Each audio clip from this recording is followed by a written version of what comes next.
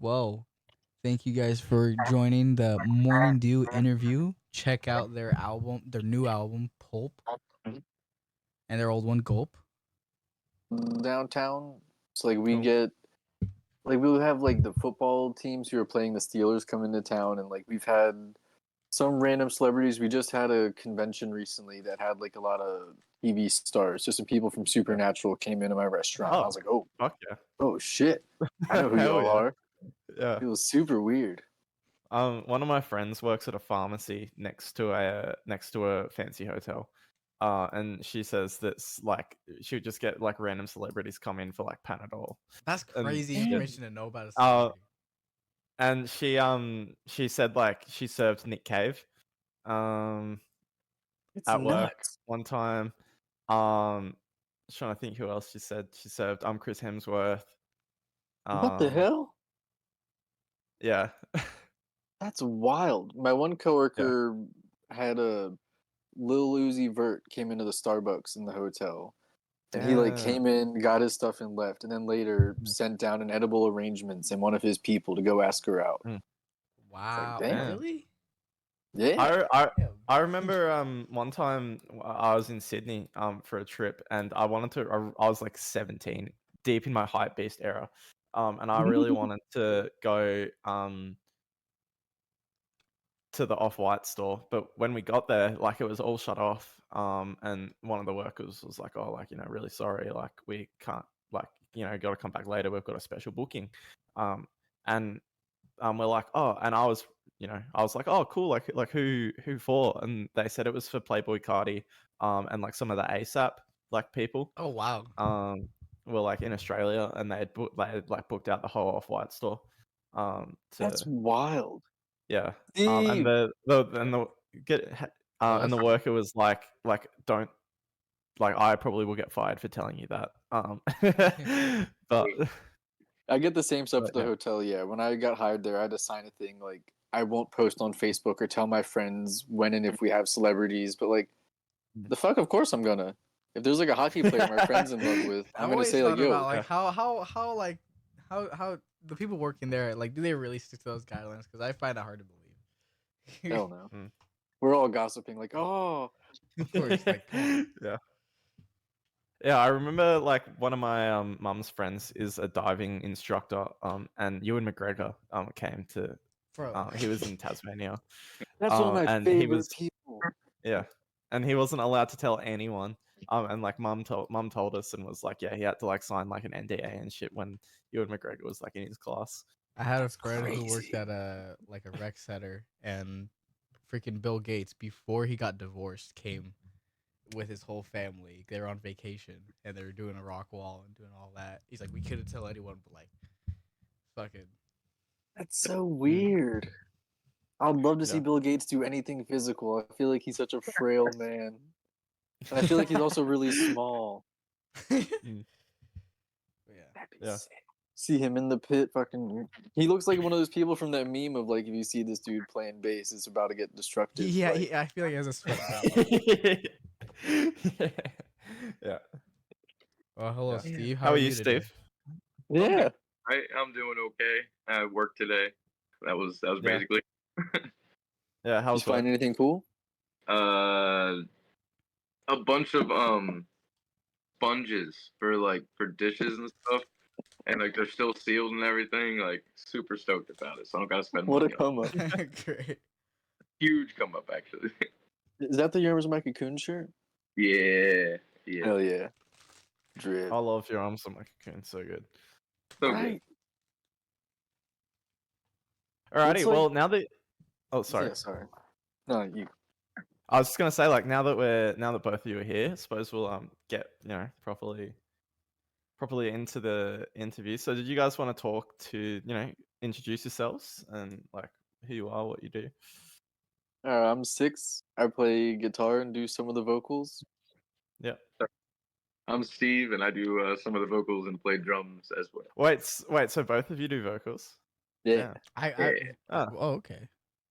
I didn't know that. I don't know. I actually haven't really thought about who I thought did the vocals. Is it but I mostly just like always assumed layering it was- or? I always assumed it was one person. Yeah, it's just Usually, basically. But live, yeah, we just both scream. Okay. Okay, yeah. yeah, some songs like quoting Oceans, it's like a back and forth for like some of the parts, but a lot of when we record it, it's usually just like everything over top of each other. Yeah. Fuck it. Yeah, nice. Yeah, I was listening to a hardcore band recently called Zulu. And they like I noticed they have like a chick and a guy like both screaming and like do like a back and forth thing. And That's it's so like sick. I didn't know they had double vocals. yeah, no. Damn. It's like Yeah, I've it's seen listening. them around so much. I really got to get more privy. But like them and like Heavenly Blue, like their combination of vocalists is really neat. Like the different dynamics that they have going on, Yeah. like astounding. Yeah. One of the audience members, Scuff, asked how you guys met. Freshman year in English class, we had homeroom and English class together, Yeah. and I I remember I was sitting. We were partnered up for whatever kind of thing that day. I was on like the opposite side of the classroom, and Steve was partnered up with this kid Mario. And whatever we were doing, Mario like shouted out like, "Hey, this kid Steve plays drums and wants to start a band." And like I just kind of looked and I was like, "Okay, cool." And we eventually started talking, but like before that, because like Steve was the only other kid who'd only ever wear band shirts, I was so intimidated by that. I was like, "This kid is clearly cool as hell, has great taste. I can't fucking embarrass myself." That's the criteria. That's Yeah. funny. I've got a friend exactly like that. I was intimidated by his constant band shirts wearing. Right? I'm just like, dog, there's no one else who's cool. Like this is I have to wait for him to talk. I have to wait for him to be impressed. Like what could I possibly do? Like it was a weird like Like, waiting period. both wore like Blink shirts one day, and it was both just like, hey. Oh yeah. Yeah, What a so time. has Morning Dew always made the same kind of like has it always been like you guys doing this kind of music, or have you sort of evolved to this point? It's definitely evolved. When we first started, it was like screaming because we were too scared to sing. We didn't have mics. Mm. We would just scream, and we would just like play like really fun, really fast D beat kind of punk that had like 4 to 2 lines of lyrics. We would just repeat over and over, Mm. verse, chorus, and then that'd be done. And we had Yeah. what like 7 songs like that, Yeah, and then basically like all like a as minute. as our taste evolved, the music kind of evolved with it. Like we started to get into like I would say like Dad's and Title Fight were the biggest two for me Oh, guitar wise. Like Yeah. Let Me Know You're All Right was like the first like Morning Dew esque kind of song I would say that got written that like stood the test of time. And Yeah, Title Fight. like So got to be getting back into them lately. right, Yeah, I'm just getting Always put like on I don't here. know about y'all, but like fall's starting to come here. So yeah, definitely like that Mm. kind of music. Yeah, fuck yeah. But then like we didn't know emo screamo also. Like once like let's say like the demos and Gulp came out, once people started to call us that, we had to learn what they were talking about. Like we liked Yeah, right. screamo, we liked things that had screaming in it, but we didn't know like Jerome's Dream, Combat, William Bonney. And so like we did some Yeah, okay. homework and we're like, oh, this is pretty cool. What if we tried to maybe do a little bit of that, or like I don't know, just taking for some of that a little bit more organically, learning what a panic chord is and how to use that. Yeah. Fuck yeah. Yeah. William Bonney, I've like got into them last year. It's so good. And then subsequently like Merchant Ships. Oh Um, yeah. Everything yeah. Jack has done is great. It's all phenomenal. mhm. Like best Yeah. band. So if you guys like had to pick like both of you like a favorite band, like what would it be? Wow. Dinosaur Jr. Dinosaur Jr. Yeah, Nah. I just absolutely love Dinosaur Jr. so much. Yeah. Yeah, they're pretty good. They got hits. It's tough. I feel like I have like a favorite for maybe like every kind of mood, and there's like some from like childhood maybe that stick. Like Blink is of course great. Personally, I don't stand by their last few albums, but like probably as of this year, like the Sawtooth Brand totally takes the cake. Like Steve, did you say I do? I love the last. like they of course they got some hits too, but like I wish Matt Skiba was doing Alkaline Trio. I wish he was still. I wish he had put his energy into that. Just looking up the Sawtooth Grin now. Never heard of them. What album would you recommend from them? Oh, the Cuddle Monster. It's amazing. I remember when that first came on at Steve's apartment, and like I think both of our jaws just kind of dropped. It was just like everything I'd been looking for at the time, because it's like I feel like it was probably like my not first like exposure, but like just like sitting and listening to a full mathcore album, and everything about it is just so perfect. Like it's like I just like everything that's fast. I like everything that's just fast as fuck. Like it's not really it's riffy, but there's no like verse chorus. It's just like straight Yeah. through crazy parts, crazy parts, crazy parts. All these little samples between the songs. I can just yeah, go I'm on. looking- I love them. I'm looking at these track lengths now, and I'm like, yeah, that's got to be crazy. Like, I can just like, I'm just like, yeah, that's got to be a crazy album just based off like every track being like a minute long. Yeah, it's perfect, and like the songs bleed and like into each other. I mean, and it's just so good. Like, granted, their song titles are cringe. Their newest album, what's it called? Good, fantastic. Like they've definitely grown a lot as artists. It's a really beautiful thing. I listened to that all today when I went and ran my errands. Like we played with them earlier this year. Crazy dream show, like Fuck yeah, immaculate. that's Awesome. awesome. One of the audience members, named Stage 6, asks, "What comes to mind when you hear the word sports?" Viagra Boys, Viagra Boys. sports, soccer ball, feature ball, or fucking. Yeah. That's I need to get into Viagra Boys. I heard their album from last year or this year. Their most recent one. Oh, Cave World. I like heard a that was few of really their good. songs. I can't say I'm a huge fan, but I'm not a big sports fan. Steve is more the sports dude. I just like But the yeah, like You like- local team sports. I'll Oh, shout out. yeah, okay. Yeah. But I'm Yeah, not. you know, I've always found it like interesting how a lot of like Midwest emo-y bands like always have names like American Yeah. football or like modern baseball. Like why is that? there's so many bands named sports, just like sports Yeah. period, sports without a period.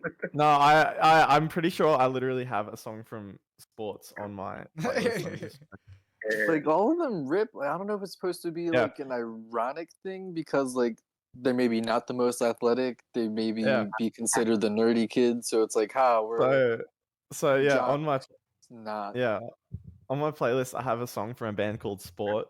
And then I have a song from a band called Poor Sports. Yeah. The Yeah, little- there's so many little things like that. Like I think there's another football band. I think is it Chinese football? Yeah, Chinese football, yeah. There's like I think they're not American, but there's a ton of little bands. Like New Ground Death Rugby. I think they're from here, somewhere in the Yeah, States. that's such an interesting name. What was that? Right? You Ground Death Rugby. I'm pretty sure that's what they're called. I don't know if Steve can confirm. I think that's what they're called. Yeah, Newgrounds Death Rugby. What the fuck? That is hilarious. That's a crazy. Like that's a especially like crazy not name. an American sport. Like I don't know. They have an album called Weezer 2. Damn, I gotta listen to that. Damn, that's Weezer fucking 2, sick. Weezer 2, and the subtitle is "Getting Left Behind" by Fred Durst. My friend Durst. That's fucking sick. Fucking love I the need biscuit. to- That's so good. I need to listen to that album based off that title alone. For real, these people are doing great stuff. Like, I know some of our friends have a band Indisposed, and I'm pretty sure I recently, like, in my recommended, saw a band called Disposed, and then like another one that was like in space Disposed, and it's like, dogs. I get it. It's hard to name a band, but like, Yeah. come on. See, something that really like plagued. So in high school, I'm not a band, like I don't play any instruments or anything, but I was friends with like heaps of musicians in high school, and so I was always like helping out with the Battle of the Bands every year, just like doing tech like sort of stuff. Anyway, one of the worst problems that plagued that Battle of the Bands at that school was using like the name of a weekday like in the band. Like that would be like adjective Thursday was like I don't know, like shit like that. I don't know why it was such a problem at that school specifically. They decided to make the band on that day, and they just had to run with But like that, they would just call the band like Lost on a Friday or Thinking About Sunday it. or like I don't know. There was like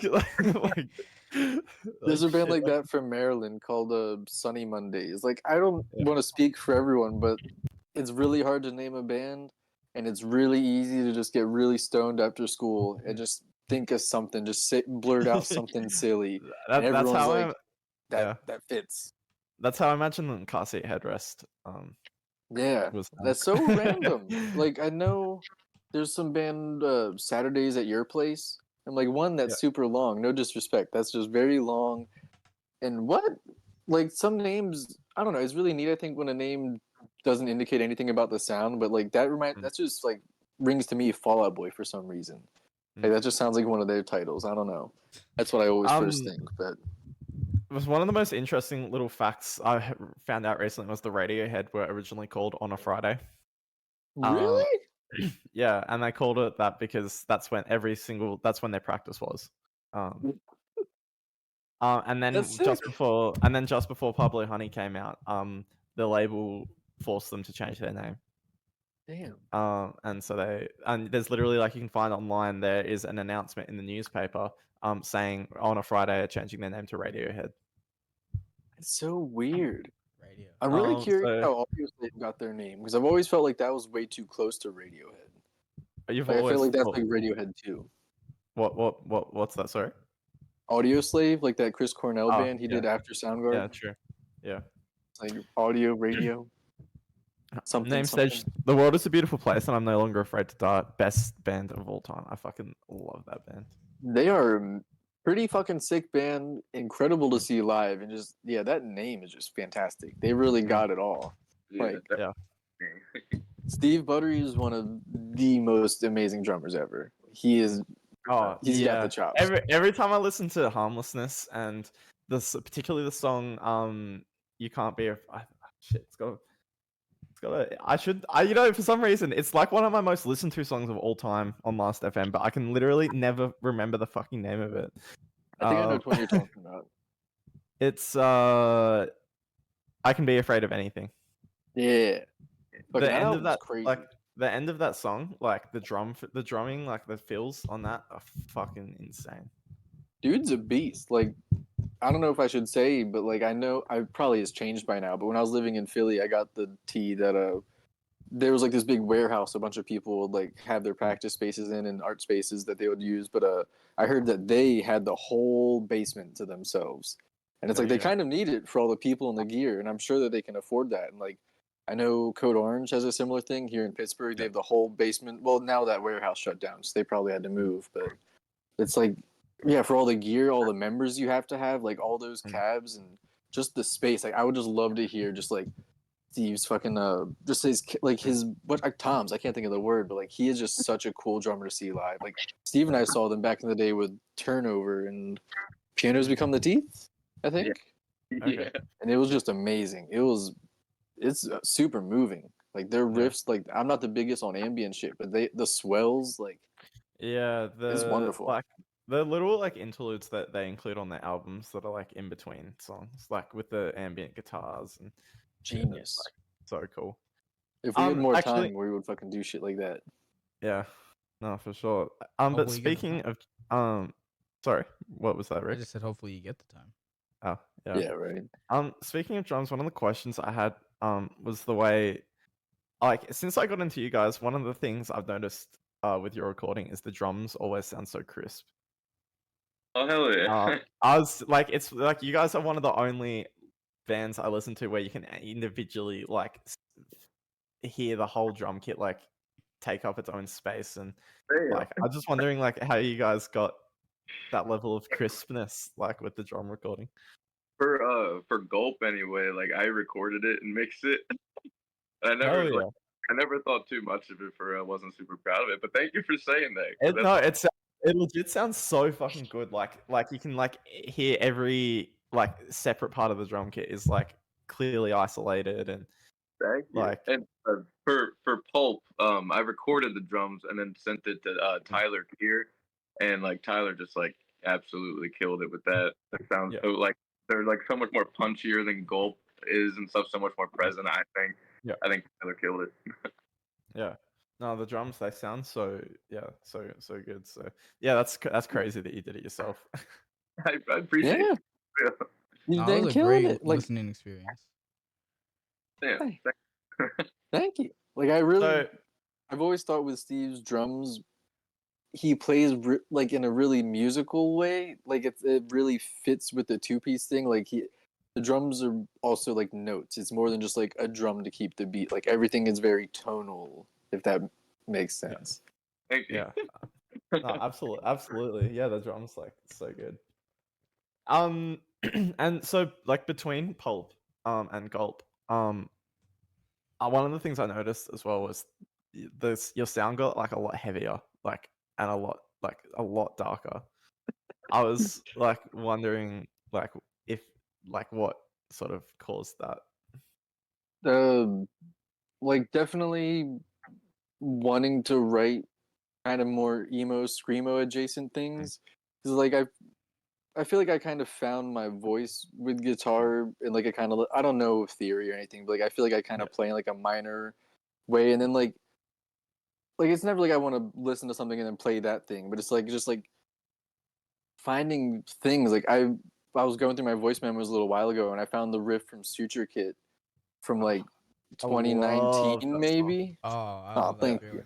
The But it's the like part where it's so like old. the part in that song where it's like I count the stars embedded in mine. Like I love that part. Like it gets stuck in my head like on a daily basis, honestly. That's wicked. For That's real. nuts. That means the world. For real. Yeah. Like we definitely, or I don't know. I like with Gulp, I was always trying to push things to be like a lower tuning to try to sound a little bit bassier, a little bit more full. So like we went. Yeah.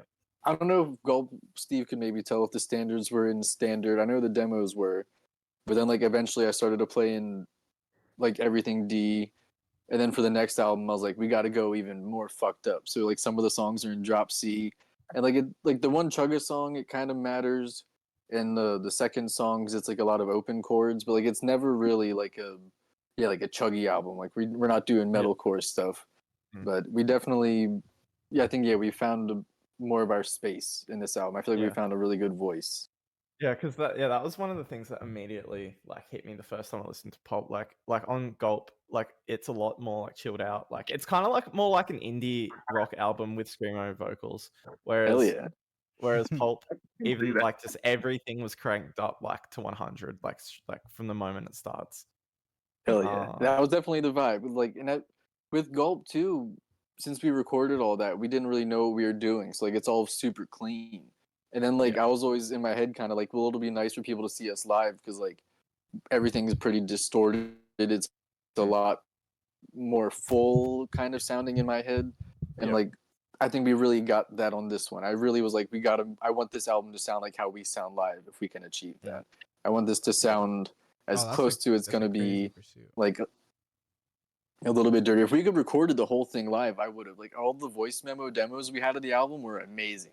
I would have recorded. I would have released those if I could have. Like they sounded fucking lo-fi, like straight up 1994 shit. Like would have been amazing. You'd be surprised. There's a so one of like my favorite album of all time is an album. So To See the Next Part of the Dream by Paranor. And the vocals on that were recorded on a phone. Damn, That's cool. that's sick He as recorded hell. them on a Galaxy S5. Oh, Wow. the Galaxy less. That's baller. That's Yeah. wild. I know, like Owen recorded a bunch of Shingard vocals in like their mom's car, just like on like their little laptop. But damn, just straight from the phone. That's baller. That's amazing. That's pretty much what I would have to do if I wanted to. When he did his first live gig, the fact that it was recorded on a phone had become such a big part of his sort of mythology that he actually like had the phone in a glass case like at the entrance of the gig. That's sick as hell. Gnarly. Yeah, just because it was such a big like deal to like the fan base that was like done that way. I'm really curious how the new Your Arms My Cocoon's gonna sound, since the old albums, or not the old, like since the first album sounded like it was recorded on a phone in like a fucking bar of soap, which like adds to the quality. I was like, how did you do that, and how are you gonna do it again? Because it sounds so perfect. It sounds like it was just like a one and done. I don't know. Yeah, I don't know how people do shit. It's always a little bit like when artists record something in a way that's so unique and like and it's such a key part of your enjoyment of their sound. It always is a little bit of a not a worry, but you're always a little bit wondering like how you're gonna like keep that in your second Yeah, second like release. it's gonna be baller. I'm sure. I have no doubts. Yeah. Tyler's amazing. They were legendary live. Yeah. As long as there's Name still the stage. authenticity in the record Oh, itself. absolutely. Yeah. Or like So the do new you guys- Girlfriends record. Sorry. I was gonna say, do you guys record just at home or in a studio or? Yeah. Yeah, Like the back at And- Grateful Acres. drums are like a Grateful Acres, and then guitar is done in like Pittsburgh and Six's bedroom. Yeah. Yeah. We Nice. did some of them in Yeah. Maryland before I moved to Pittsburgh. And then yeah, we finished Okay. them up here in Pittsburgh in my room. Okay. The Yeah, next one it's- we want to record with Tyler, who mixed the album, and all of Yeah. their work is done out of a horse stable, which is pretty What? fitting for the horse thing we've got going on. Interesting. Yeah, that's it's really that's sick. wild. Why a horse stable? I don't know. It's like we did a live session there on it's on YouTube on like Dark Farm Sessions, I think, and it really works like the kind of studio setup. Like the amps off in one stable, Steve's playing drums in another stable. I'm standing in like one room, and like everything is just very compartmentalized, which I think works a lot for what they do. Yeah. It's very interesting. I That's don't know. It's very like one in the of the- middle of nowhere. It's beautiful. It's super scenic. It's beautiful. That's one of the wildest things I've ever heard. I think. It's thick as fuck. Dark Farm for sure. Fuck yeah. Rick, did you have any questions that you wanted to? One thing I was just really impressed with the way you guys constantly shift rhythms. I think it there's short songs, but like it keeps you so pulled in because there's like that it feels like a completely new experience in each one, and I feel like with screamo, it's a really unique thing that I really enjoyed listening to. It was almost a new experience. I liked it a lot. Thank you. That really means That means the world. for real. Thank you. That's all Steve. Steve's an immaculate drummer. Like a lot of our songs, if you notice, are just one riff to Steve's different drums. Because I just got to keep the fuck up. I come to the table with one idea, and I'm just like, okay, and then I'll palm mute it here, and then I'll open it up here, and then we'll da ba da ba da here, and it's just Yeah. it's so fun. I love watching him playing with Steve. He comes up with things that I would never like. Like sometimes you think of a song and you like compose the whole thing in your head, and you're like, this is how it's gonna go, and then I play like a couple bars, and Steve just comes in, and I'm like, fuck everything I was thinking. This is the song. Like I don't ever need to tell Steve like, hey, I want the song to go like this. Bop, bop, bop, bop. He just does everything better. Mm. Like supersedes any expectations. Thank you. Yeah, that was another thing I was wondering was if Gonzi. Oh no, you go, Rick. I was gonna say another thing I was wondering was like when with the actual vocal rhythm, like I'm assuming like that comes like pretty late in the process. Definitely, yeah. No, I don't know. With Gulp, I feel like it was all like we wrote it just as we were playing it. I think with Pulp, I think half of it was kind of written after we had written the music. I think, Okay. but Mhm. some of those, I think half the lyrics were written as we were writing the music. Is that right? I would say that's pretty much right. Like, and it's neat writing with another lyricist who comes up with like different things on a different rhythm. Because I would think like Yeah. one thing, Steve would think another thing, and then I don't know. Those two things coming together is really really neat. I feel like a lot of the time we come up with ideas, but then like this new album, it's just so hard. It's so fast. Like it's, Mhm. and then also, I know personally, I've been trying to work on it with Pulp and with like the new stuff we've been working on, but like being vulnerable is just scary as shit, Oh, especially I with feel like that, the yeah. subject material. So like if I'm kind of struggling to scream over a part and Steve's got something he's super comfortable with, I'm not gonna fucking step on his toes. Go fucking ham. Like if there's some part that like I'm really adamant about, I've just got to practice and get fucking better. I've got to do it. I got to speak up. But it's just really fucking scary. It's like, hey, here's a song about like my worst darkest thoughts. You want to sing Yeah, it? that's You like, I like Yeah. I was literally like the first time I read the lyrics to Suit Your Kid, I was just like, what the fuck? Like that's one of the like darkest songs I've probably like ever Yeah, like we ever definitely heard. went to a much realer place than this on Pulp, Yeah, I and I think. just noticed like on Pulp, like just straight away from that first song, like you can instantly tell like that you've stepped up like the vulnerability and Yeah, that's Life how. got crazy. yeah. Life got hard. Being a Life- teenager is one thing, but growing up in love and loss and grief and Mm. life is a cold one, but also really beautiful. True. Absolutely. I think it's yeah, like Scuff said, one of the viewers just said in chat, that being vulnerable is really scary, especially when your friends listen to it and they know what you're talking about. Yeah, that's something I think about a lot. Like if I like share and vent with someone on something, and then Mm. it's like, yeah, like a lot of writing. Like I just process things through writing. It's like there's infinite songs that I've written that will never ever be used. It's just about whatever I'm going through that day, that month, at that time. And then some things are hitters, so they got to stick. But it is really, really hard to, yeah, like come to your friend or like your partner and be like, hey, look at this song that I just wrote. And there's literally you're rhyming kill myself like on Yeah. my shelf or Uh, something. Like, holy hell. Please don't check me in somewhere. I swear I'm Yeah. working Oh, on it's it. artistic I'm totally. working expression, I on it. swear. Yeah. Exactly, yeah. It's like it's all not a projection, but it's like a way, it's a catharsis of like expressing it kind of in a way so you don't have to.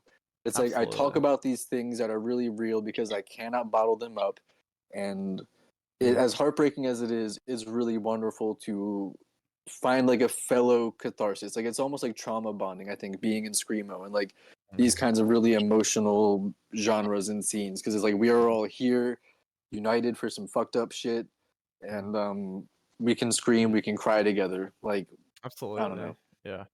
I remember when I wrote a song once that was like really like vulnerable, but I gave it to someone else. Um I was sorry. So I was working with a girl on a song and she can't write music to save her life. So I wrote the song and just got her to sing it. But it actually ended up causing a lot of drama because she was the one singing the words. They thought she was singing about a specific person. And like all her friends thought that she was singing about this specific person that they had like uh they had a feeling that she didn't like this girl and they thought that this song was about this other girl when it wasn't because I wrote the song. That's funny as hell. You um should ghostwrite but for us, please. yeah, but it was really, and I just remember it ended up causing a lot of drama, and I actually ended up having to post on Facebook saying, by the way, like Phoebe didn't write the song, I wrote the song, so like whatever you think Phoebe wrote it about, like it's not about that. um That's funny as hell. That's so yeah. weird. Like, I don't even know. I feel like I could pinpoint what most of our songs are about, and if anyone was to ever ask, it could just be like this or that. Like that's it's. I've never Yeah. feel like we've had anything be super confusing or Yeah, that's so funny. Yeah, and it's because like I could tell you right now like what that song was about, and to me, and I wrote it about a specific person, but everyone else, yeah, they assumed because Phoebe was the one singing it that it was about someone that Phoebe didn't like. That's So wild. yeah. Anyway. What do your close ones think of your music? Yeah. Like partner supportive, They love it. family. My parents are just like, yeah, like they love like Oh, what I that's do Mm. and stuff. I don't think they really know the lyric content. I think they're just like, Okay. it's Oh, screaming. really cool music. Yeah, And that's yeah, fine with me. that's like the thing with that kind of music is like, yeah, definitely worrying about, I guess, like your parents, friends, family thinking like, oh my god, like, are they okay? Like, Yeah, definitely. Yeah, like the music is a bit much. My family's always like, I can never tell what you're saying, but the music sounds nice, which is fine. Yeah, don't read into the lyrics. Don't pay too much attention to the voices. That's perfect. And then I don't know. It's just yeah. It's like I don't want to talk about it too much about like what the music is, but then like when I talk about going on tour and playing shows, they get really impressed because they're I don't know. My family was I think a little bit less supportive than Steve's. So they were like anytime I say we're going out of state, they're like, "What? Wow, how?" It's like I just messaged someone. I messaged someone and I booked a show. They took a chance on us and we had a fun yeah, time. yeah, fuck yeah. Being in a band is goofy. Yeah, Yeah, I always like one of my biggest regrets in life is not picking up an instrument in my It's younger never too years. late. Like I know, but it's like now I work close to full time. Like I study uni and like have like other commitments, and it's just hard to Just be a vocalist. Show up with no equipment. yeah. Yeah, that's exactly why I became a I songwriter, is dabble. because it doesn't Yeah. require any like actual like dexterity or anything like that. Back. Yeah, like I remember I recorded one screamo song, and I uploaded it, and then pretty the badass. reaction to it made me never want to release one again. Can I find it? What is it called? I'll No I'll pressure. link it. I'll link it in chat. No, It's it's pretty fine. badass. It's fine. It's pretty badass. The people were wrong. I bet it's gold. But I put it up, and then the amount of like people messaging saying like, "Oh my god, like, are you okay?" and like all that, like it just made me never ever want to release one again. Oh yeah, like I never post our lyrics. Like I usually, if I post a riff on Instagram, it's usually something I came up with that day. Like I'd never want to just openly share. Like I really never. I'll send Steve lyrics and maybe like my best friend Dane and maybe the person that I'm dating, because like they're really into this kind of stuff too. But like, yeah, otherwise this is a very close secret. I'm not just gonna send my lyrics in the group chat, you know? Yeah. I'm curious because on Apple Music, not all songs. I think it's the 6th song on Pulp have lyrics. Did you actually add them like in your, or how does that process work? Why is like only one song miss them? Only one song has it. I thought I uploaded all of them. But No, then, all like, of I them didn't have see it, but I think it's Sin that doesn't have the lyrics. Oh, that's That's weird. weird. We will Yeah. fix that. Technology sucks. Okay. I gotta go into. I see. I knew it had to be like the actual streaming messing up something. I blame Steve Jobs. Blame me. I won't post a link to the song, but I'm gonna share my screen real quick and I'll play the song. Please. Play the song for you. So the guitar's just a riff I found. I don't know if you can see my screen. Oh, whoa. But usually make like drum and bass, and like me and Rick actually have a rap song together. Anyway, I don't usually make this kind of stuff, but this riff, it's just a guitar loop I found online, and then the drums I just programmed them electronically. But anyway. This is again. The only person I've ever showed this to, aside from my family, was a girl I was talking to. And she stopped talking to me after I sent it to her. So. They just don't get it. It's okay. Exactly. I'm lost in my head now. I feel like I failed, that I'm just a fuck up, that nothing could happen to help get my luck up. I've been needing help, but I'm too scared to reach out. And everyone says that it's okay to speak out, but that doesn't help me when I'm isolated. I know that I'm not, but it's feeling that way. Yeah.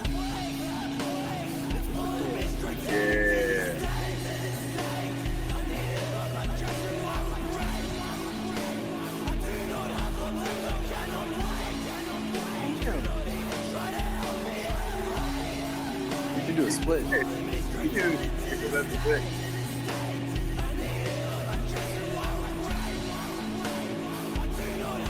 Dude, this reminds me of Midland. This is fucking sick as hell. And then there's one other song. Sorry, there's one other song. You should upload that. I'm just saying. There's also this one. So I actually wrote the riff to this in MIDI, and then I got one of my friends who can play guitar to actually play it. And then I also programmed the drums again. But anyway. Hell yeah! Drop this now.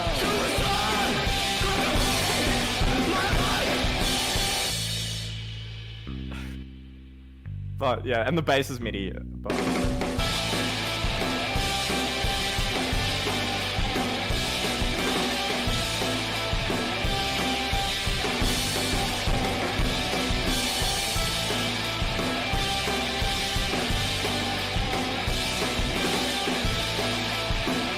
Yeah, gotta listen to this every day. You gotta drop this.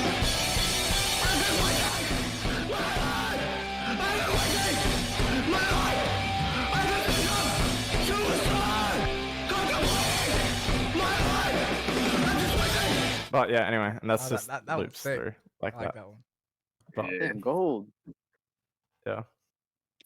Anyway, and they're the only two that I've sort of done in that way because yeah, again, like people were just like the reaction to it and people trying to support me and whatever. I'm just like, no, I'm good. Like I don't need that. Like I don't want that. But yeah. I'm surprised no one ever really said, yeah, like, hey, are you guys okay? Maybe people just don't care. Yeah. Yeah.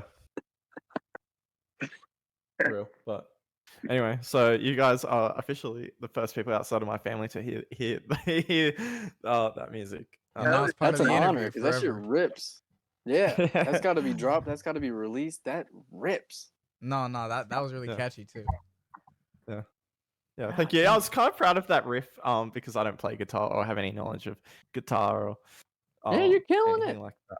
Hell You yeah. gotta But start yeah, somewhere. shout out my friend Ben for playing. Shout out Ben.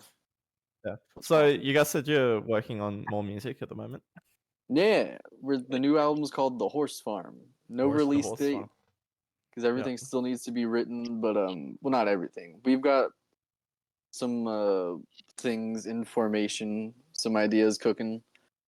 Yeah. It's gonna be an interesting thing. It's gonna, I don't know. It's like I feel like there was like that pretty song on Pulp, but like we have like a handful of pretty songs in mind. Mm. But we also have like a handful of pretty sick kind of screamo songs. I think it'll be fun. The horse See. farm aesthetic for that sounds. I feel like it's gonna be perfect. Exactly, yeah. Like going to the horse farm, doing the horse farm album. Like I've got some horse imagery I want to use for the record. Maybe like it's really there's a song on the demos that we've taken offline, but we brought it back for the split that's coming out soon, and like the whole song is pretty much about horses and farming. And like it's all like a lot of metaphors for like sadness and like working on getting better, but also it's just horses. Have you guys seen Barbie? No, I want to. Okay, well, there's like a bit of a running joke in the film where Ken thinks that the patriarchy is just about riding horses and owning horses. I It's can. fucking sick.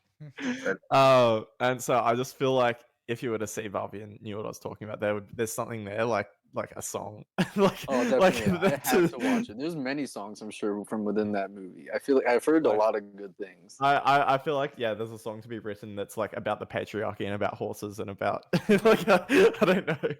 That would be sick. I'm not, Yeah, there's not a smart lot of enough good to write it, angles there. but you know, just the We'll the collab angle on that. that maybe takes. Yeah. That sounds sick. But yeah. I've been trying to become a jockey, but it's pretty hard. I don't have any connections, and I'm also scared of horses. Oh, my Yeah, my that's a big hurdle. my Yeah, it ex girlfriend was a horse girl. Oh, And, true. Yeah, I've we dated actually- my fair share of horse girls. We actually broke up because I didn't like her horses enough. No Enough? fucking way. Oh, there's the barrier to entry. And then she moved away about a month because that's also part of why we broke up because she was moving for uni. And then the moment that she moved, she was like stopped caring about horses, and she actually texted me to say that she wished Wow. we had. She texted me to say that she wishes we had met after she had moved because she didn't care about horses anymore. That's so That's that's insane. crazy. And we would have actually ended up working out a lot more. And I was She's like, like, I just got okay. into screamo and DIY. No, she actually did. No, she so when we were dating, right, she was really into country music because of where she like, you know, she grew up on a farm and whatever. But the moment she moved for uni, she messages me and she's like, oh, like check out this new band like I just got into, and she sent me Lorna Shore. What? Yeah. That's nuts. And I I'm feel like there's what like a the country to metal kid pipeline for some reason, but like that's so random. That's yeah, nuts. and she literally sent me like I spent our whole relationship trying to get her into like hyperpop, like hell 100 yeah. It was that time. like 100 Gex and like Sophie, and stuff. And these days, like I mean, I haven't spoken to her probably in about a year and a half. But I like last time I spoke to her, she was really into that kind of stuff now, and like. I ran into her like recently about a month ago at a hip hop concert. And it's That's like sick. it's just weird, like all the shit that like she refused to get into when she was like a country like girl, like, and now she's like into like all of it. Anyway, No, that's funny. That's really interesting. Like I had a But- similar thing when I was younger, Yeah. and I was like briefly dating someone and like goofily engaged. Like I was really into the fact that we could share a lot of music and a lot of bands and stuff. And then like there was one morning we were waking bacon and I was playing William Bonney and she was like, "This is just so sad. Can you turn this off, please?" And I'm just like, "Dog, you aren't the one. I don't think." Like I didn't say that, but it's like clearly Man, yeah. it didn't end up working out. And then like a few years Yeah. later, we reconnected, and now she's just like into butt rock and just like Led Zeppelin. And it's like that's weird fine. That has how- its yeah. place, but like she, in my opinion, regressed or something. Like I feel like you would start Interesting. with like AC/DC, then get into cool music, not Yeah, cool interesting. music. Work your way backwards into like. I mean, to be fair, when I was like 15, 16, I was massively into like Aphex Twin and shit, and now I listen to Taylor Swift, so you know. Some things hit. When you grow into things, it's really interesting. Like she has hits for sure. Deftones for me is just a red flag. I'm like, if you're into Deftones, like I Honestly, a little bit same, but just because like I feel like it's just like it's like a tip of the iceberg for like alt people. Like not to be weird, but like some like it's one thing trying to break down like gender stuff for some people with me being like non-binary, but like sometimes the whole DIY thing I think can feel a little bit silly to people who are outside of it. So like I really it's kind of hard to like date within like smaller communities because like everyone knows everyone and everyone's got a history and it can be kind of complicated getting involved with like these interlying webs. But yeah, it's just so it is really nice to be able to like share those bands and share like I don't know this kind of thing with someone. But then yeah, like if I was ever on like a dating app and I saw like like Deftones and XXX Tentacion and I'm just like like I'm not gonna waste my time on this. not going near that. Yeah. No, yeah, I'm good. If I don't know, Yeah. like I can date I anyone with any kind of taste, but it's just like I don't know. So, do you like write about like your relationship? Like, is any of that like in like your music or? Definitely, I try to really tread lightly because I don't want anything to ever sound. Cause like things happen. Not everything is meant to last forever, and like I try to really process everything before like I say or like write anything too brash. Like I never like really left a relationship feeling like feelings of like malice or like hate towards anybody, but like I just never want to come off like boo hoo you left me and I'm so sad wah wah wah. It's usually I don't know like about like maybe qualities or characteristics of the relationship that we're maybe trying, maybe something about like the experience as a whole, any lessons learned. You're just like I don't know. I really am. I don't know. Like a lot of pop punk, I feel like hasn't aged really well because it's all very ex girlfriend music. It's all very much like, yeah, So you I left can't me. listen I'm to so it. sad. Hate your friends and make you mad. Like it's really, but like I don't know. It's really. I think it's important to come from a place of growth and acceptance and understanding because like things just end, and that's life. And you know, I don't know. It's important to learn to be comfortable being alone. I think like I don't know. We wrote Gulp when we were like teenagers. Like a lot of that, all those songs are pretty simple, bare bones lyrically. The new album is much more in depth and is mostly about like death, kind of loss. There's definitely some relationship stuff in there and some pain in there. But if Steve, if you want to say anything on any of that. No, that's basically it. A lot of loss, a lot of pain. Self turmoil. Self reflection. Yeah. In the end of the day, a lot of contemporary music is about yourself, anyways, and I feel like it's about the exploration of what you're going through. I feel like a lot of people need to kind of focus on that for themselves. Yeah. It could be a healing thing. Yeah, that's what feels very cathartic. Definitely, yeah. Write about what you're going through, having a place to express it, and like especially just screaming. The act of it's really cathartic, and it's really it's just nice to be able to get it all out.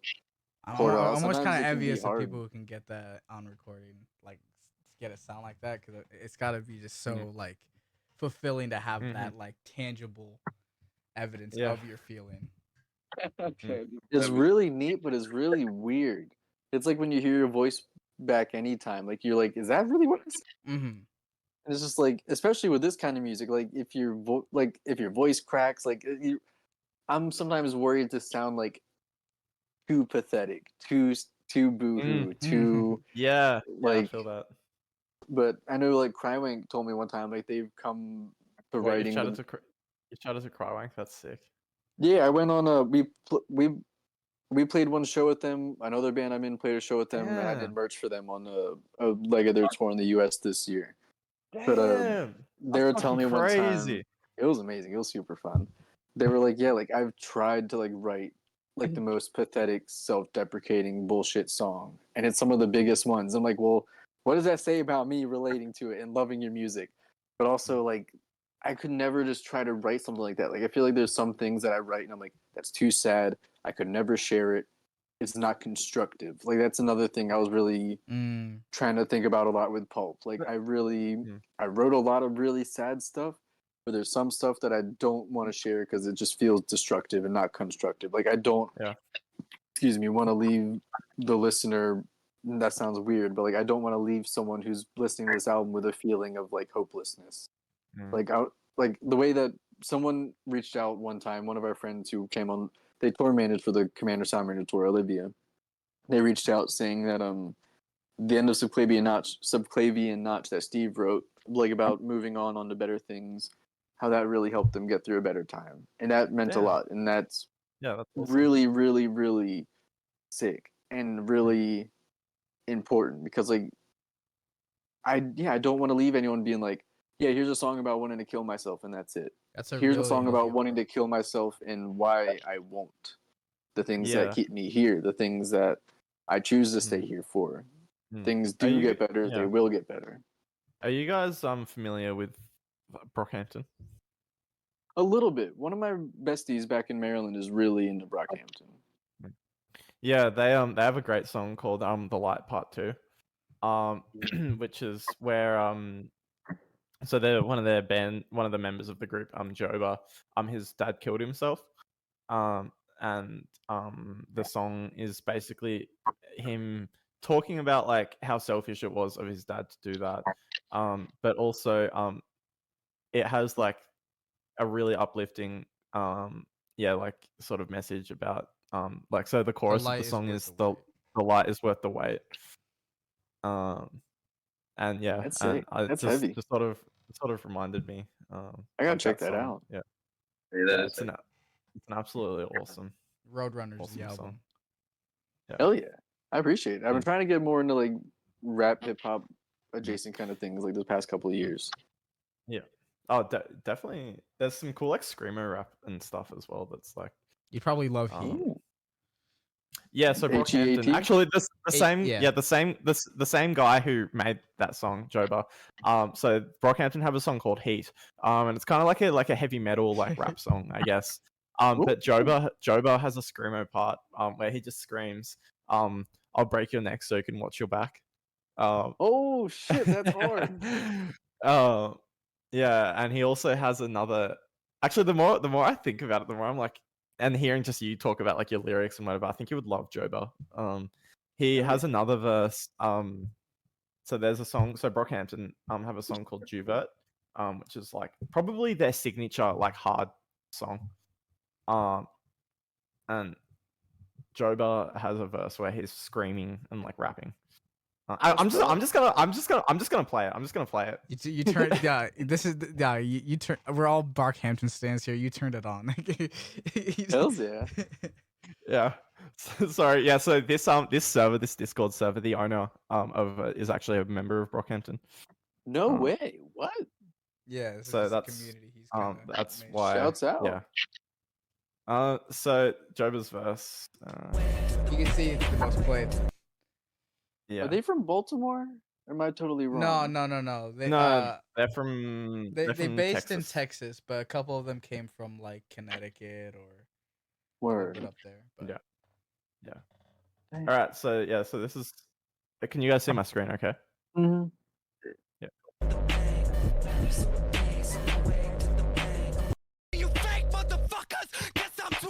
So fucking hard, bro. That's hard as fuck. I love that shit so much, man. Yeah. I know, but the crazy thing, like with Joba, right? He's so also he's so diverse, man. He's so versatile. So he will deliver a verse like that, but then he also does this. This is him singing. That's the duality we're trying to have. But yeah, so it's just crazy like that he can like deliver like a verse like the first one and then sing a hook like that. For real. Like we would love Yeah. we talk about it a lot, doing like multiple projects and doing soft things eventually, but like my only concern is the longer we do screamo, the less singing we can do. Like our range just kind of shrinks a little bit. Like I mean, probably I feel couldn't like sing as high I as always that wonder dude. like how like that must like leave an effect on like your actual throat Mhm. and your vocals. Like it's got to be taxing, right? Yeah. Definitely over the years, yeah. Like doing it probably as Especially improperly live as and all for as that. long as we've been doing it. Yeah. Like 'cause, yeah, sometimes like you don't really think about like I gotta watch my breath and do it from the diaphragm. It's just like screaming, you're impassioned in that moment and you're just projecting hard as hell, and Yeah. then like the next couple of days your voice is like an octave lower and you're just grumbling and mumbling and I've noticed that. Yeah. yeah, I was wanting to ask, like with your couple songs you've done, like did you feel like any kind of damage after that? Yeah, so I used to be able to sing Idiotech by Radiohead like the full range. Now I can't. I can't do that anymore. That's a really good way to sum it up. Yeah, like certain things that I used to sing along to aren't in my register anymore. So it's like, well, Yeah. I'll just sing it in whatever octave I can sing it Yeah. in. yeah. Yeah. No, that's It's really fucking hard. Yeah, no, I've noticed. Like, I literally remember the exact day that it sort of I've noticed it happen. Because I didn't notice for a while that it had happened. Because when I was making screamo, I was also only really listening to screamo. And then I remember about 3 or 4 months later, I was listening to Radiohead for the first time in a while. An Idiotech came on. I was driving to a wedding, and Idiotech came on, and I went to sing along with it. And realized I couldn't. And I'm like, fuck, I love this song. Yeah, it's goofy. When it hits and your voice just cracks and it's like, oh, Yeah. can't do that anymore. Yeah. Or Yeah, and then sometimes I it was goes like- silent. But I've recovered a fair amount of it, which is good. Hell like, yeah. I can sing more of that song now than I could 6 months ago. Damn. I feel like yeah, But- with time and everything should be able to heal eventually. Maybe to some degree. Yeah. And like that's like I mean I'm pretty lucky. So when I was 17 I recorded a screamo rap song. And someone I know in a band, so my parents' friends, one of my parents' friends is in a metal, I think they're a metal, like a sludge metal band. Anyway, he sent me a guide on like healthy screaming. When he heard the song, because my mum, for some reason, my mum shared it on her Facebook. The screamo rap song that I made, and the chorus of the song. So there's a bridge in the song. Sorry, not the chorus, but the bridge of the song is me screaming. You can feel my blade cut right through your stomach. Hell yeah. You can feel the pain. Don't make attempts at running. So that was the chorus or the bridge. And sorry, and for some reason, my mum shared that on her Facebook page. It's hard as hell. I think she That's was good. just proud that her son had made a song and didn't really care that it was Yeah. talking about me like slitting people's throats and stuff. I'd be so proud. But yeah, but then then her friend DM'd me and was like, hey, like, I just heard your song. I'm actually I'm the lead vocalist of a metal band, and I wanted to give you like the guide that I use to like make sure I don't damage my vocal cords. That's so sweet. I need that. And Some people have asked us. I'm like, I don't know what to tell you. Yeah, I Practice don't makes know. perfect. yeah. See, Rick's pretty good at screaming. I that's the thing about screaming is I try so hard not to scratch the throat, and that's the thing. Yeah, but it's such a conscious thing. I don't know, like doing it like really impassioned is like kind of like worrying because of that like lasting damage. Yeah, like sometimes, like you just find like that sweet spot. Like I feel like after a show, it's always easier. Like the one time I was recording vocals with Steve, like the day after a show, I could scream for like an hour and a half or something. But then like if I'm just like home alone wanting to like try to do some vocal practice, I can hardly get through like 3 or 4 songs in a row. And it's like I'm just am pushing myself, not paying attention to what I should be doing. It has to be such like a conscious effort to do it safely and properly. It's really hard, and I feel like it's something You got to do like every day, like any other muscle. Yeah, But I ain't got a car to be screaming in. Yeah, I So- have. Dude, in the car, that's where you got to do it. That's where it That's feels. the I best. always do it. I'd always do it in the Yeah. car. It's comfy and you're alone. Like there's no one around you. Like I've got roommates. I got people who live above me. It's so hard to ever be like, am I totally chill? Am I not going to punish anyone? Am I not going to have it like the cops call on me for screaming this wild shit? My dad was mortified when I released that screamer rap song, and he asked where I recorded it, and I said in my bedroom. And he was mortified at the idea that like our neighbors might hear that, might have heard that. It's scary as hell. Like Um, sometimes it's nice by the train tracks, but then I'm worried I'm gonna get smacked by a train because I'm not paying attention. yeah. Just cranking my shit with my eyes closed, just walking around like. Unsafe. So Six, is it mostly you doing the vocals in the recorded stuff? No, we split No. it all pretty 50-50, Okay. but Okay. I don't know. Like So Steve wrote a lot of the stuff on the new album. Like it was mostly Steve written, but all the vocals were like pretty 50-50. Yeah. Okay. So, Steve, what's your process for writing the songs then on Pulp? If you wrote most of it. Like lyrically. Yeah.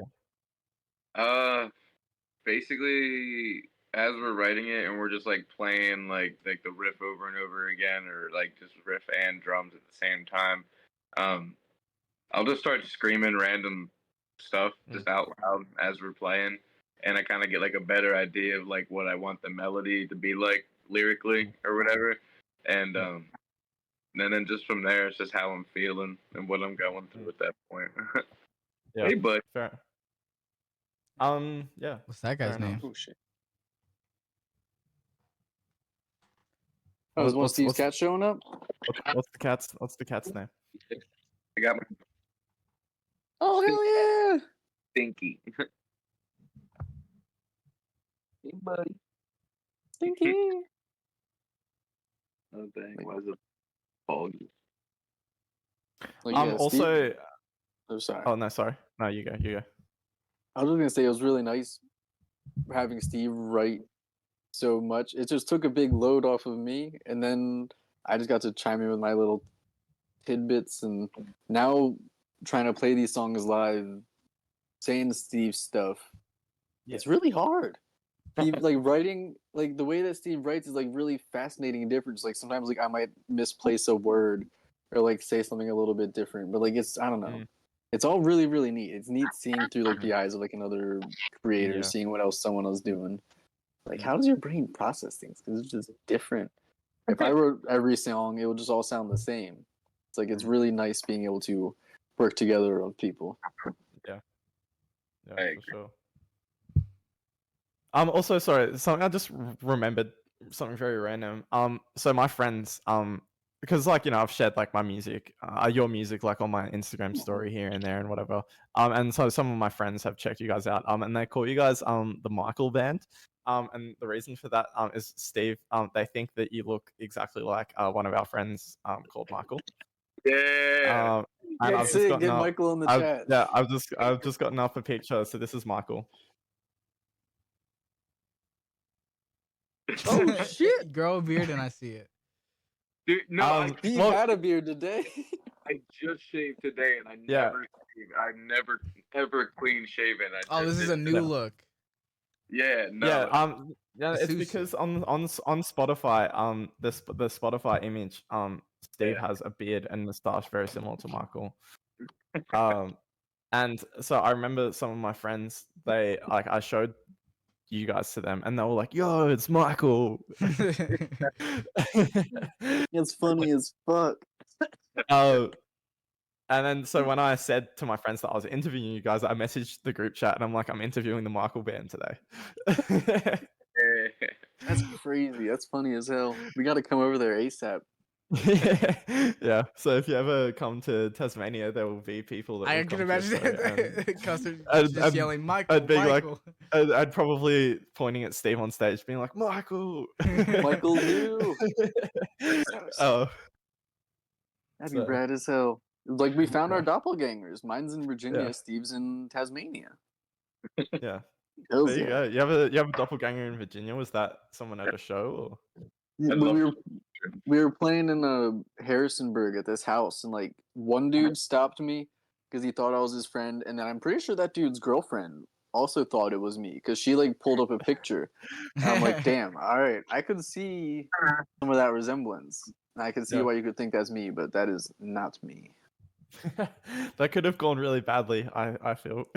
Oh yeah, that show was wild. Some of the kids pitting there were just like Damn. obnoxiously large frat boys, and one of them at one point, like, it's a weird tangent, but like he just like grabbed his friend and he was like super drunk, and he's like, "Yo, I just really want to break your arm," and his friend like had to like talk him down from breaking his arm. He's like, "You can punch me in the face, but Dude, like, that's like please some, don't break like, my arm. I've got class comedy tomorrow." skit shit. Like that's the kind of thing that they write. Just wow. Yeah, yeah, like for real. Judd Apatow just goes to college parties and just observes or something because these kids is crazy. Like he already had a bunch of black eyes. So, like I assume this kid just throws down wherever, whenever. But I'm I'm pretty lucky. I've small. never had an experience like that. That I is Yeah, know. so- same. I'm really glad I'm not his friend. Like Good word, yeah. I got a black eye when I saw Turnstile. That's sick. Shouts out Baltimore Yeah. hardcore. I saw Turnstile in February. And I ended up my watch got smashed. But B I ended up with a black eye during, and both things happened during blackout. Whoa. The end of that song, when the breakdown happens and that riff comes in and the pit opened up, and then the breakdown happens and everyone sprinted in and everyone was just throwing fists, and my watch got smashed, and then I got punched in the eye, and the guy who punched me in the eye immediately apologized. I was like, oh my god, like I'm so sorry. And I was like, oh no, it's all good, man, like shit You happens. just like I was actually kind kind dude, of is good. Yeah, Yeah. do it again. Get my other one. I was low-key a little bit like, when the black eye started forming, I was low-key a little bit like oh, okay, like, telling everyone about it, and like, oh yeah, like when it's all Turnstile, and Oh Yeah, yeah, right. It's a little badge of honor. Yeah, it's definitely some But- cool street cred. I remember when I saw there's a band here called DC Death Rays that have pretty wild mosh pits, and saw them with my 14-year-old sister. Oh. And I remember when the Wall of Death started forming, and everyone's focus was just getting my sister out of there, which was really nice. That's sick shit, yeah. There's like a really nice community in the pit sometimes. Yeah, I've noticed like at hardcore shows like I've been to, it's always been really good. But rap shows, oh my god, rap shows horrible. I never want to go to a rap show again. Really? I went to so I saw an artist called. Are you familiar with Slow Tie? I'm not sure. UK. He's a British Word. rapper. So I saw him at the same gig as Turnstile, the same festival as Turnstile, actually. But the mosh pit was so garbage. Like everyone was just trampling over each other, and like it was shit. Was just like packed like so tightly, and people were just. It was just bad. That sounds rough. Freaking- Like sometimes it's just no fun. I don't want to get beat the fuck up. Yeah, there's Yeah. a Travis Scott, like he even had a whole controversy because of like his unsafe shows and all that, right? In his song Modern Jam, he has a line where he says, make this shit jump in, make it hard to breathe. And it's like, that's not a good thing. That's a very bad No. thing. You don't brag about Yeah. that. It's Yeah, like the thing is, I've noticed like when I go to like a hardcore show, like the pit will be hectic, but everyone like gives each other room, and like Mhm. like you've, even though people are going hard, there's still enough room to like walk around and whatever if you need to get out. But like in these rap concerts, like Playboy Cardi like was garbage, Slow Tie was garbage, like Vince Staples was garbage. Like there was just no Dang, that sucks.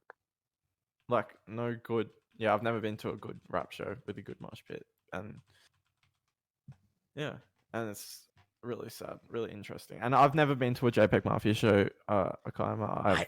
I'm so bad. He not. only comes to my state for festivals. I hate that. Dang. And I just you found guys out. in- I found out from listening to Danny Brown's podcast. He said apparently a lot of festivals make artists like sign like shows, like they can't do a show within a month, like before or after the yeah. festival in that state or whatever. I hate that. That's whack. Yeah, there's like radius clauses. That shit is super duper cringe. That shit is, Yeah. like you shouldn't have any say on what an artist can do, whether it's the label or like another show or festival. Like I feel like if anything, it would help. It's advertising. If someone Exactly. came to see them then, they would probably go to see them again. Right, Like especially Well, more yeah. people the would come to see allure them. of other artists. Like I feel like that's how you draw people to Yeah. festivals. Like you build a show and like Yeah, like we're pretty lucky here in Australia. Like that doesn't happen. Most festivals will actively advertise the side shows of the artists they have. that's sick. Like I feel like Which in like is- Europe, and I don't know about Australia, but I feel like it's just really the arts are so much more supportive or like supported. I mean, like there's like country and such programs and things that just like support people doing things. Like I've heard booking is super duper easy peasy. Everyone is super willing to host you and feed you and take care of you and I don't know. Everything here is just very, very whack. It all contracts very cut and dry, and Yeah. I don't know. Not fair for nobody. Yeah, that's like the thing. Like I've heard, particularly like in the US. Like I've seen a lot of like small bands that I follow, just post like shit, like just really like unfair shit that like happens to them, and like Yeah, get it like and like, sorry, no, you go. just for like, also for artists to come here, because like for Crimex to come here, they needed to pay $7,000 for their visa. Like, I'm sure. Like, do you know what it would be for us to come there? So I assume we could No probably idea. just fly there.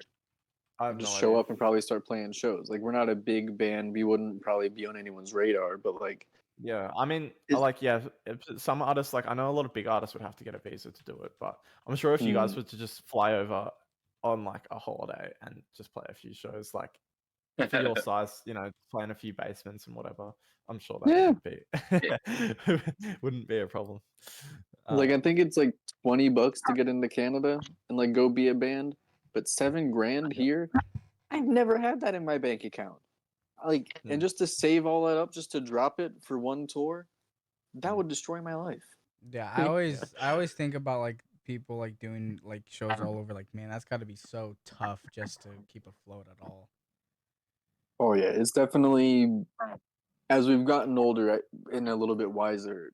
We've been trying to make sure it can stay sustainable, and that we're not just like forever throwing money into a pit. And that's kind of what it is, anyways. And it's like a labor of love. So you do what you got to do, and I don't care if we were in it for the money, we would be playing different kind of music. But 100%. like we're doing this for fun. We want to be doing these things and making these connections. Like the big tour coming up is our first time going to the West Coast together as a band, and that's going to be immaculate. I can't fucking wait to meet Screamo Come to kids in Washington. California and Texas. We're coming to Washington. Where are you at? If you don't mind me asking. I'm in the very smack dab in the middle. But if you're in Seattle, I can go out to there. That's where everybody goes. I think- can go to Seattle. I was gonna say I'm pretty sure someone just booked Seattle for us. But yeah, we will be there soon. At Glam Rock Luna on Instagram. I don't know if I should have said that, but they're booking our show. I'm pretty sure in Seattle. Glam Rock Luna. But we will hang out and it's gonna be sick as fuck. And we will come to Australia and hang out too. It's gonna be fucking rad. No, I would if you guys came to Australia, like I would be there. Like anywhere in the country, I'd book flights. Honestly, Definitely someday. Like everything seems doable. Like I always hear like, oh, flights are cheaper this part of the year. It's like okay, we'll find another cool band, set up some cool shows. Hey, I'm Rick from the neighborhood radio. Yeah. Yeah, fuck yeah.